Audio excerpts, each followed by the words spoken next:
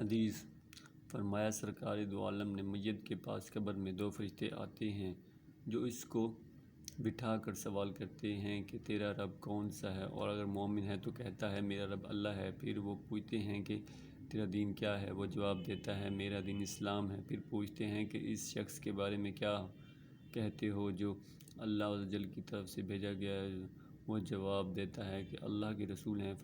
فرشتے دریافت کرتے ہیں یہ تجھے کیسے معلوم ہوا؟ وہ جواب دیتا ہے میں نے اللہ کی کتاب پڑھی ہے، اس پر ایمان لایا، اس کی تصدیق کی۔ سورۃ ابراہیم کی آیت میں اسی مضمون کا ذکر ہے۔ جب وہ صحیح جواب دے دیتا ہے تو اللہ کا ایک منادی آسمان سے پکار کر کہتا ہے میرے بندے نے سچ کہا، اس کے لیے جنت کا بچھونا بچھا دو اور اس کی جنت کا لباس پہنا دو اور اس کے لیے جنت کا ایک دروازہ کھول دو۔ چنانچہ دروازہ کھول دیا جاتا ہے اور جنت کا آرام اور اس کی خوشبو اس کو پہنچتی رہتی ہے، اور جہاں تک اس کی نظر جائے وہاں تک قبر کشادہ کر دی جاتی ہے۔